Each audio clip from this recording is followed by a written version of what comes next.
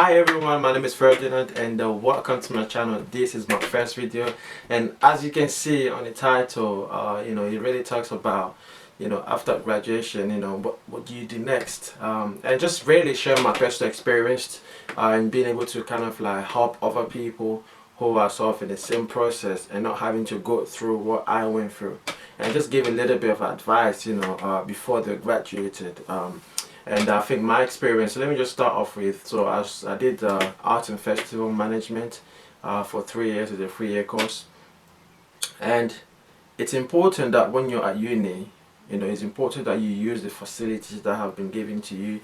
It's important that you use the help and the advice that you have at university, because it really counts. It really helps you. It really helps you grow in terms of your ability to learn new things, in terms of the ability to discover new things that you don't know about yourself, or yeah. And I believe that for me personally, I didn't use the best to my ability. I didn't use the facilities and the help and the guidance that was given to us. And I'll just go on doing my own thing, just thinking that, oh, I can handle this, I can do that. But it's important, if you're in your first year, it's never too late. If you're in your second year, it's never too late, because for me, when I'd finished my first year, I wish I would have gone back, because first year really doesn't really count. And my second year, I didn't do really good in my 2 years.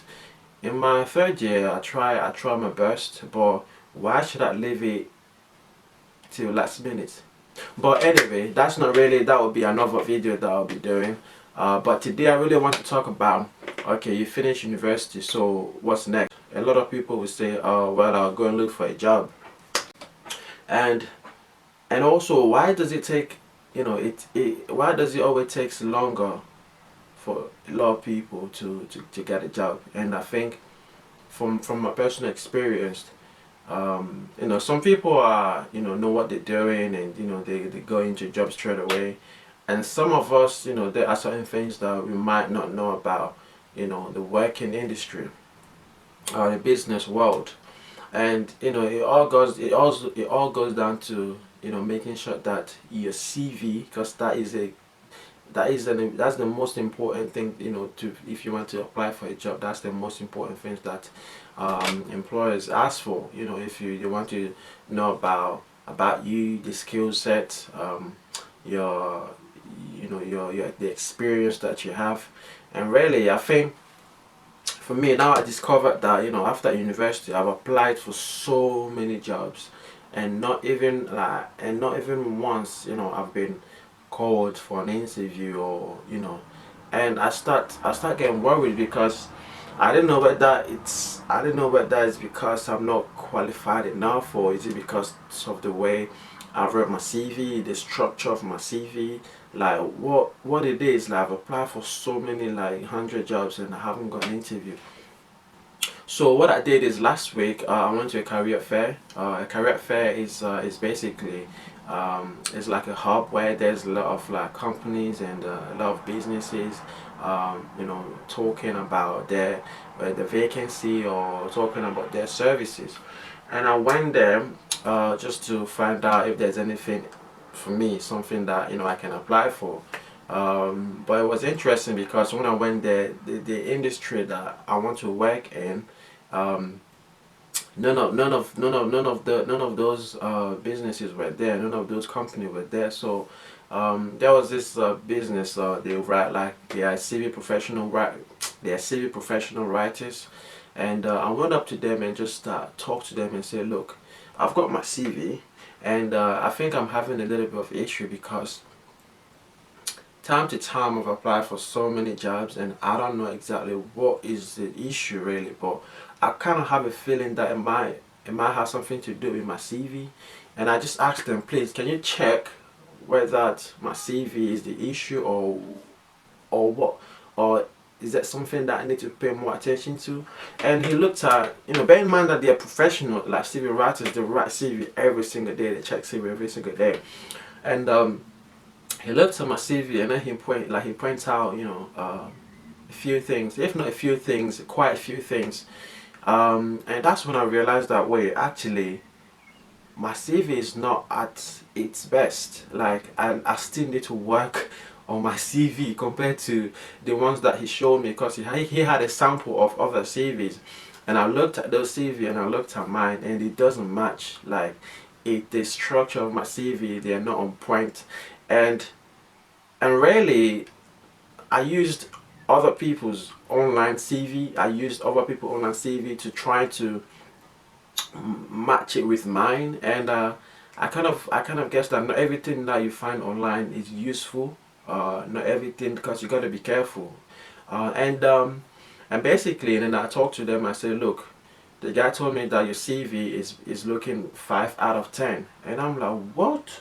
So how can I get my CV like 10 out of 10? Because it's not the fact that I haven't got the experience. I've got the experience, but the fact that my CV is not looking its best. You can have the best experience in the world, and I'm talking to people who are, graduated, or people who are going to. You can have the most, experience, in the world, but if you're applying for a job and your CV is not looking like 10 out of 10, I am telling you, 99.9% of the time, it will go. It will be. They will dash it in the trash can. They will just throw it away.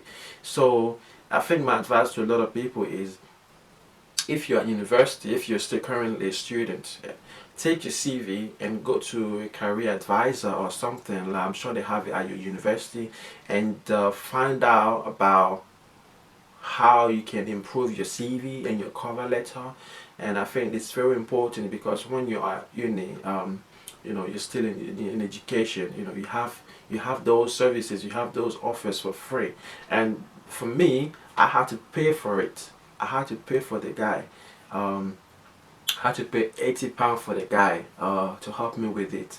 And so yeah, if you don't want to be spending money after university, if you don't want to spend money trying to get your CV sorted, trying to get a professional writers to help you with your CV, man, I think it's better for you to seek advice from your university before you finish the year. Just make sure that you sort yourself out. Make sure that your CV is looking on point, so that at the end of the day, when you apply for a job, you have a better chance of getting at least to the interview process. And that's really what I want to share with you guys today. But yeah, if you have any other question, I will update you with how it goes. So far, this is don't know if you can see, but yeah, this is my CV so far. That's what I made. But to be honest with you, this is not. This is not gonna get me the job I wanted. This is not gonna get me the job I wanted. So the guy will call me tomorrow, and then we'll go through my CV. And I'm really looking forward to that. And I'll keep you guys updated. How it goes after getting the professional writers to help me with my CV. And not to say that I like all the skills that I'm gonna be lying on my CV or anything like that. No, it's just that sometimes I can think sometimes I can assume that, I know what I'm writing, or this and that, but it's better to show it to other people, other professional people who have been in the industry writing CV for years and years and years. So I urge you guys to take the opportunity you have at uni and make the best out of it. And that's really it. But thank you so much for watching. Look, I'm gonna be making a lot of video of my experiences, because I don't want other people to make the same mistake I did. So I'm here to be able to give advice and help other people to grow, so that when they finish uni they know what they're doing. But yeah, my name is Ferdinand. Thank you so much for watching. If you're new to my channel, go ahead and subscribe to it. There's gonna be tons of videos coming up every single week, and I really appreciate your time. Make sure you turn on your notification bell as well. Thank you so much, and I'll see you guys next time. Bye bye.